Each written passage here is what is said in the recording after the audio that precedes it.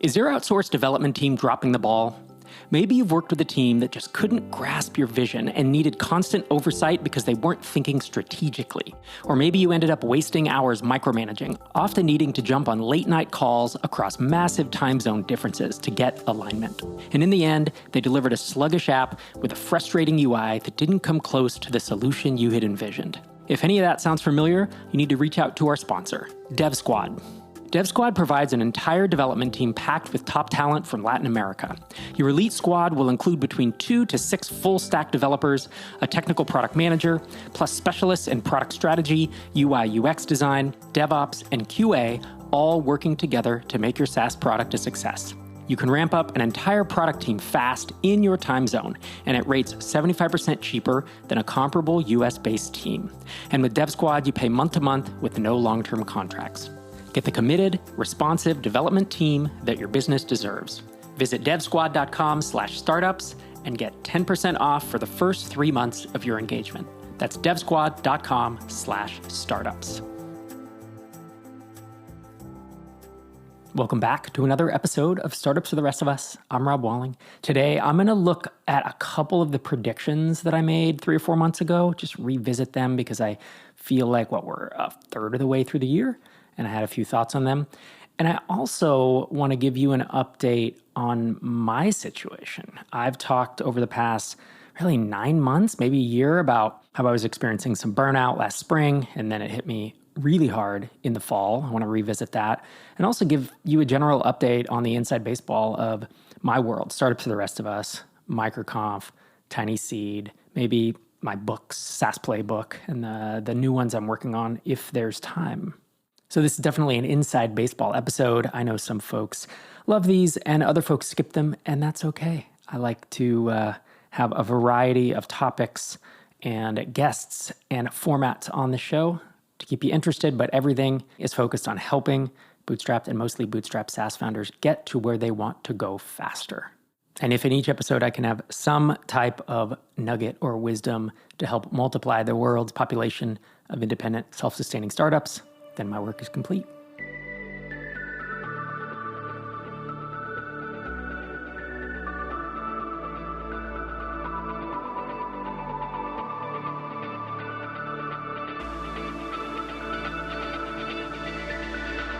So I want to kick it off by looking at maybe 2 of the predictions. I think I had 7 predictions for SaaS Bootstrappers in 2024. This is episode 697, released in mid-January.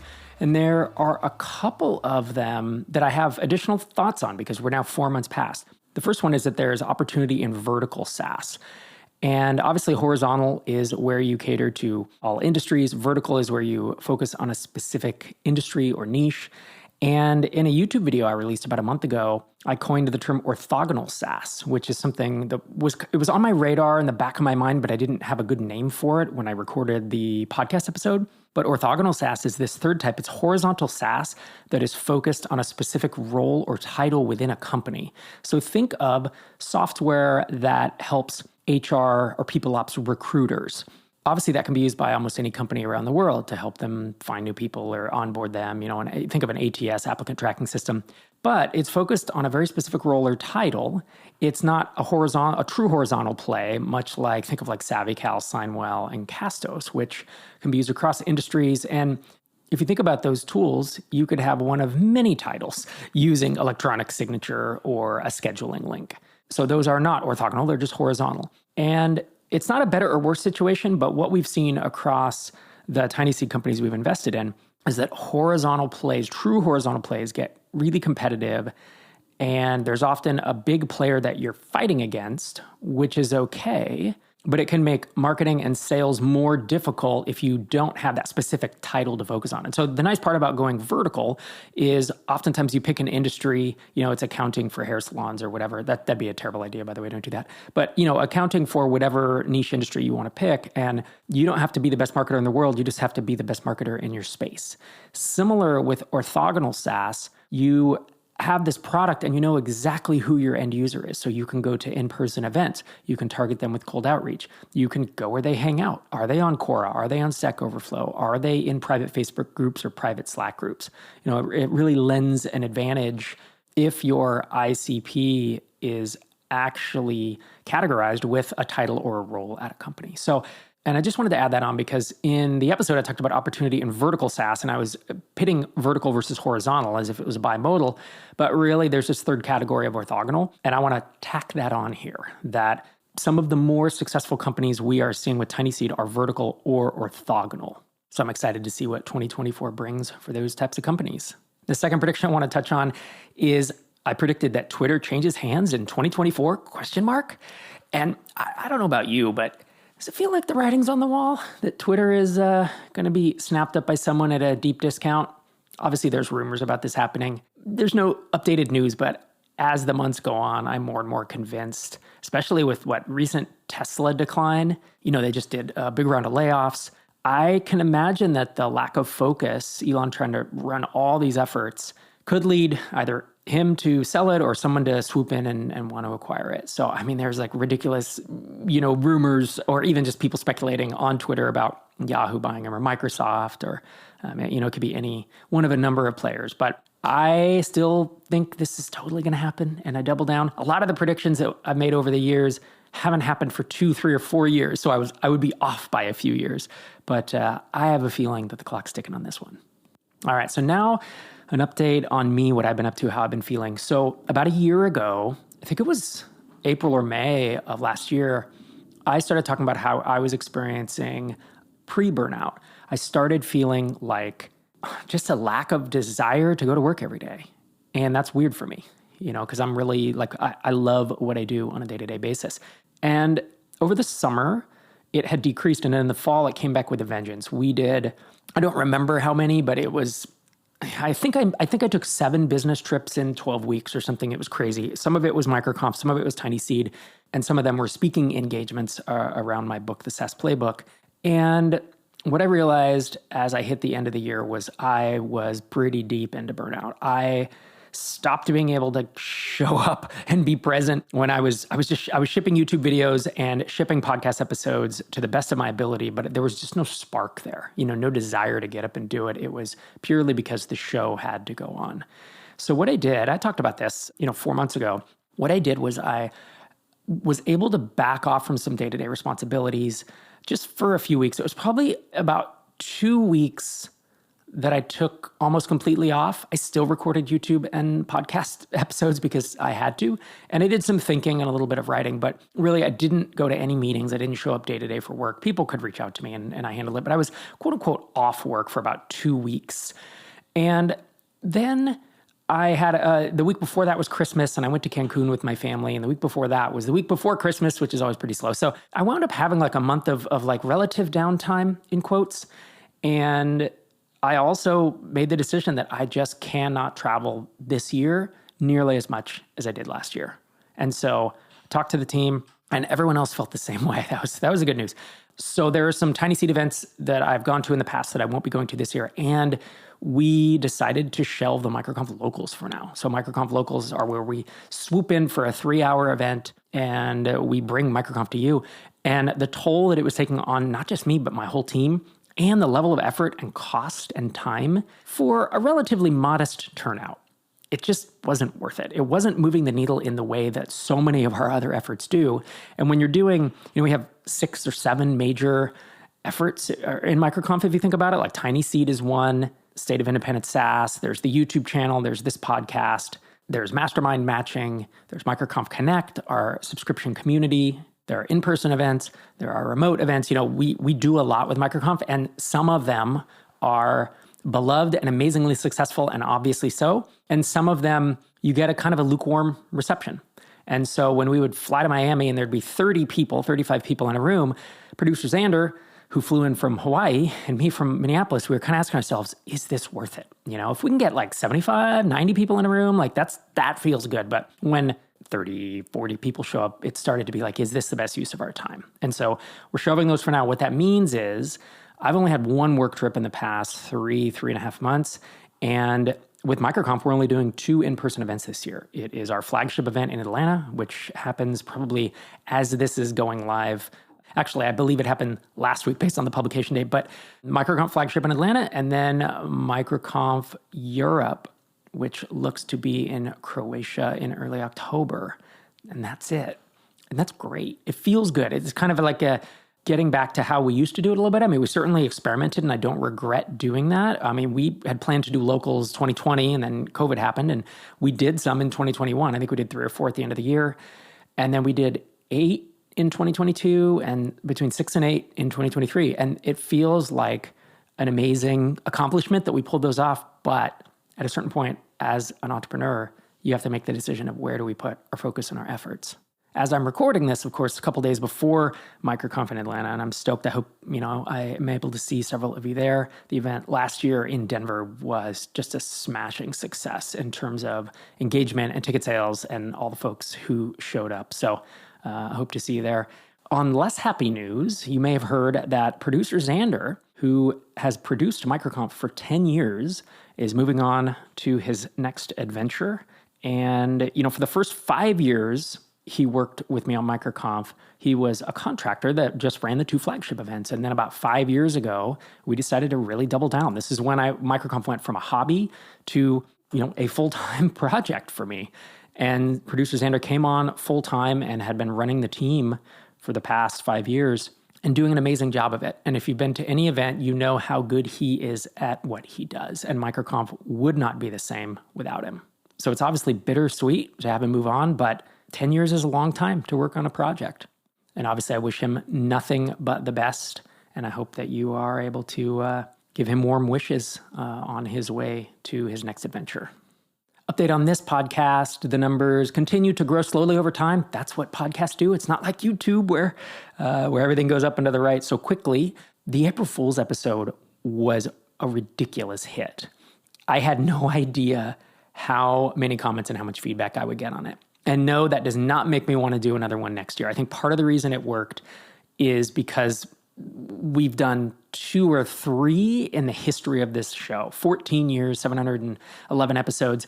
And this was the 3rd time, and I think it'd been 6 or 7 years since the last one. So I'm just happy that folks got a kick out of it. I'm sure there's someone out there who's disgruntled about it because they're a grump and don't like April Fools, and that's fine. But I personally don't like April Fools either. And that's why I don't do April Fools episodes very often. But I really did. I cringed as I recorded that episode. It was fun to push live, and it's so fun to see the responses. I'm still getting them. It shows you the delays of podcasts. It's 2-3 weeks later, and I'm still getting emails. I'm getting comments on Spotify. I'm getting comments on the YouTube channel. I don't know if you knew this, but there's a little known YouTube channel that we don't promote that is just the Startups for the Rest of Us feed. It is audio only with a logo because producing video is just expensive enough that we push the audio only. But a lot of engagement on all the platforms. And it's always striking. The things that resonate with people are the things that get people's attention. And I guess, an April Fool's episode and going back on things that I've been saying for a decade was surprising enough that folks wanted to weigh in. So I appreciate it if you reached out to me about it. Oh, I realized I tangented off of Burnout and just how I'm feeling when a MicroConf started for the rest of us, but it totally recharged me. Taking that time off and just looking ahead at the next year, meaning 2024, re-energized me on my mission and for the team and for just everything we're doing. It made me so excited, and I came back all guns blazing. And the excitement to record this podcast, the excitement to work on a new book, which I'll talk about in a minute, return, just everything clicked for me. And by mid-January, I was through it, and it hasn't come back. And I am very thankful for that because I've been in burnout before where it's just off and on for months and months and months, and it sucks. And I'm glad I was able to get ahead of it this time, glad I was able to notice it, and glad I had the luxury to be able to step back, that the timing kind of worked. I will admit, I was going to take time off in like February or March, and I eventually just said, I'm going to take whatever time I can off now and just try to get it done. And so I'm feeling so much better overall about how things are going. And, when your outlook is positive and ambitious and optimistic, it changes everything. It changes every day. It changes every effort that you make. 2024 has already been a pretty amazing year. Aside from, obviously, Xander moving on, there's just been a lot of stuff that continues to work. TinySeed, the funding arm of MicroConf and the startup accelerator that I run with my good pal, Einar Volset. So we have just made all of our offers for, I believe it's batches 13 and 14. We've actually lost count. Puts us just over 170 companies that we will have invested in, all B2B SaaS. And it puts my total to low 190s, so almost 200 companies overall. That continues to be a relatively unique vantage point in the world. I don't know how many people have insight into that many startups, much less SaaS startups. It's not thousands. I think it's hundreds, if I were to say. And so as a result, it allows me to see patterns across many companies, to see trends and not just wonder, is it an anomaly? Because if I'm looking at one company or 5 companies, the N is very small, but approaching 200 starts to become I would say it became pretty statistically significant even in the, around 100, 150.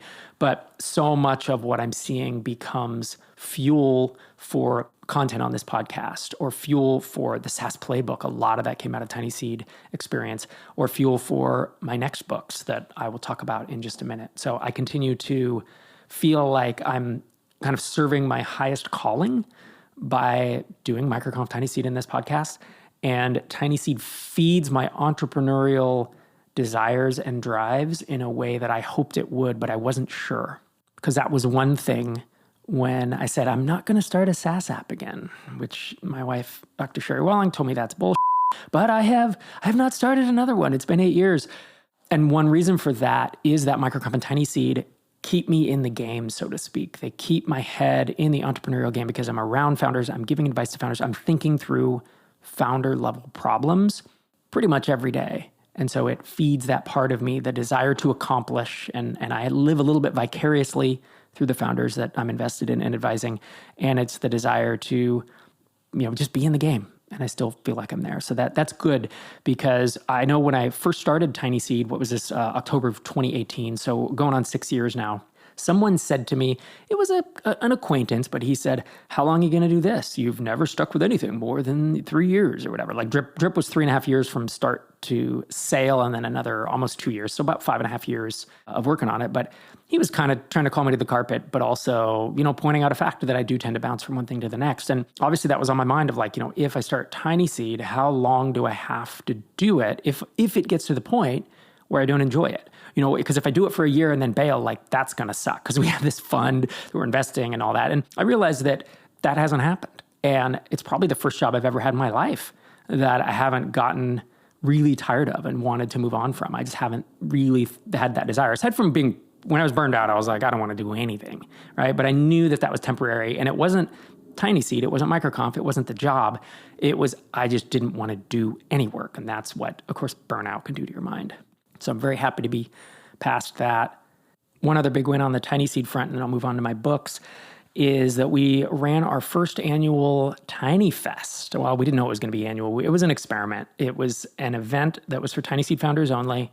It was in Cancun in January, and it was the first work thing I did after coming off of my few weeks of vacation. And it was a great time. It was awesome to get founders together from different batches in different years that had seen each other in our Slack but had never met in person. So my hat's off to Tracy Osborne and Alex McQuaid, part of the TinySeed team, for pulling that together. And we are already talking about having another one later this year. So if you're curious to learn more about that, actually, it was a super fun event, and you can search for TinyFest, and they did a write-up with photos on the TinySeed blog. Oh, one other update before I get to my book. Some folks have asked me about TinySeed Tales and whether that is continuing. Yes, so season 5 of TinySeed Tales, which appears on this feed, is in the works.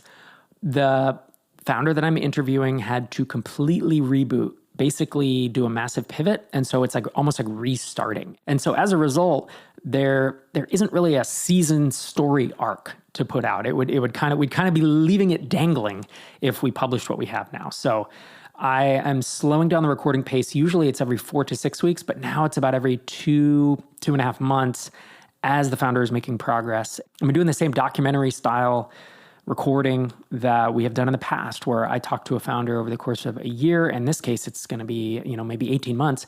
And then we compress that into 7 to 10 episodes to show their whole journey, and has voiceovers and music and all that. So that is in the works. We've also ran into some issues with editors and producers, and so we are working to get that resolved. But hope to have season 5 of TinySeed Tales here in, maybe the fall of 2024.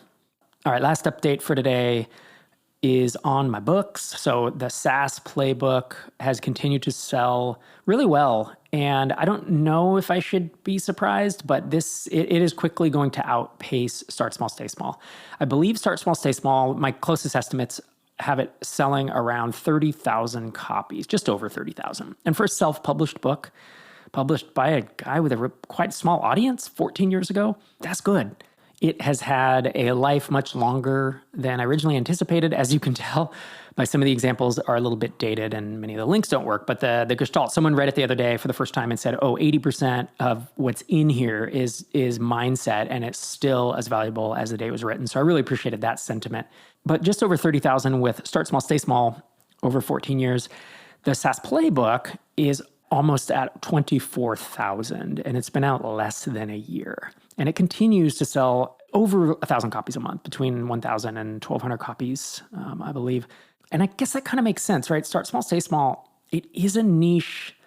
It's like that cult film that gets a following, but mainstream folks would never pick it up, partially because the cover's so ugly, and partially because it's just very focused. What's the subtitle? A developer's guide to building a startup. So if you're not a developer, or you don't consider yourself building a startup, like you're just not going to pick it up. Versus the SaaS Playbook, build a multi-million-dollar startup without venture capital. I just think the appeal is so much broader. And I'm really pleased to see that all the hard work. I put a lot of time and money and effort into writing the book, then having it edited, then having it designed, then having the cover design, then doing the Kickstarter, and on and on and on.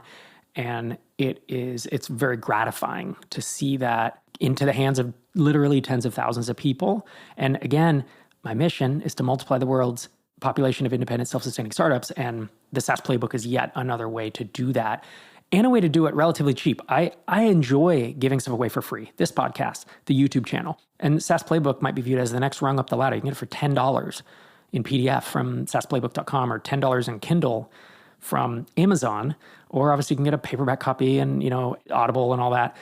But it's a nice way to be able to offer what I hope is a lot of value in a compact package for not a lot of money. And so it is very gratifying to have a lot of people reading it. And that leads me to my next two books. So my wife, Dr. Sherry Walling, is a psychologist and a founder and entrepreneur coach who runs a successful consulting firm at zenfounder.com. So many of her clients have exited, are thinking about exiting, are agonizing over exiting, are in the middle of the exit process. And I, of course, having my own stories, but also secondhand stories of dozens of founders that I've talked with, given advice to, and just learned from the agony of it. So we are writing a book, and I would say, we have about half or 3/4 of the content kind of outlined and in play, but it's not actually written. So I would say book's probably, 20, 25% done, and we're hitting it hard over the summer. But it's really focused. There's a little bit of the mechanics of exiting, and there's a lot about the mindset, about before, about during, about after, about how to think about your team, about how to mentally prepare for it, about thinking through whether you should sell, about whether you're going to have regrets, about, just on and on and on.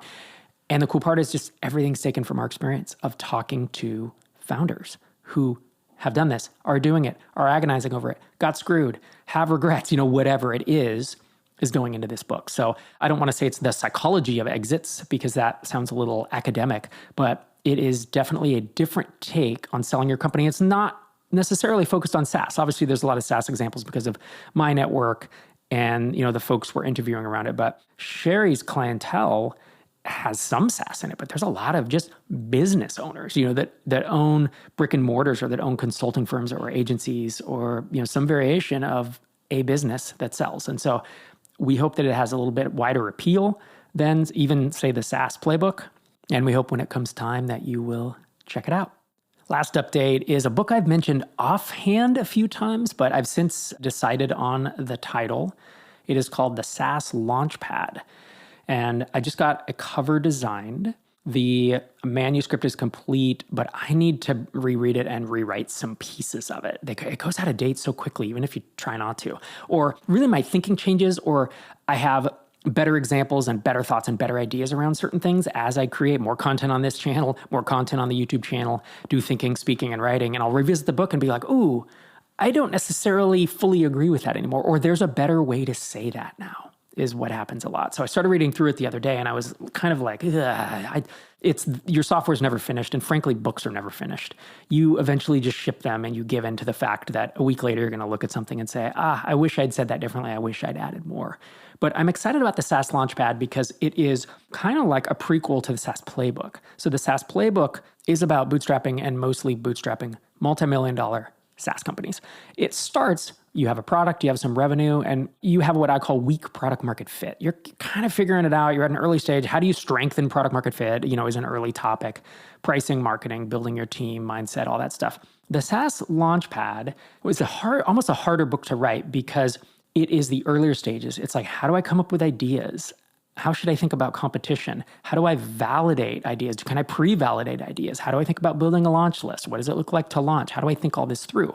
The challenge is you can't be as prescriptive because there is no blueprint for this early stage ideation stuff.